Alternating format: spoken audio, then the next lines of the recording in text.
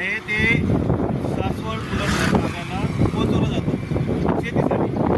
म्हणजे ह्या बाजूला जे आपल्याला दिसतंय हा आहे खराडीचा नवीन होणारा STP आणि एक्झिस्टिंग STP.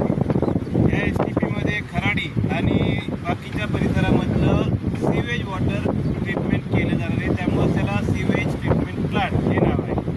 आपण ज्या ठिकाणी आता आपण थांबलेलो आहोत हा कॉजवे आहे आणि या कॉजवेच्या एका बाजूला आपण नदीमध्ये बघतोय पूर्ण फेस आहे. जर आपल्या पुण्यातल्या नदीमध्ये सोडण्यात येणारं पाणी जे सगळं ट्रीटमेंट केलं जातं असं जर कॉर्पोरेशन आपलं म्हणतंय, तर या पाण्यामध्ये हा एवढा फेस कशामुळं आलाय? आपले जर STP प्लांट सगळे व्यवस्थित काम करत आहेत तर नदीमधल्या पाण्यामध्ये एवढा फेस कसं काय येतो? आपण दुसऱ्या बाजूला जर बघितलं ह्या पाण्यामध्ये बबल्स येतात.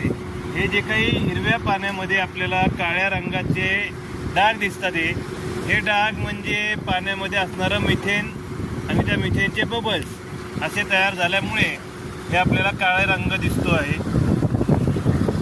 आपल्या पुणे महानगरपालिकेकडून जे काही STP प्लांट चालवले जातात त्या STP प्लांटमधून पूर्णपणे प्रक्रिया होत नसल्यामुळे पुणेकरांना हे असलं घाणेरडा नदीमधलं पाणी बघावं लागतं आणि हेच पाणी जाऊन पुणे सोलापूरच्या लोकांना प्यावं लागतं.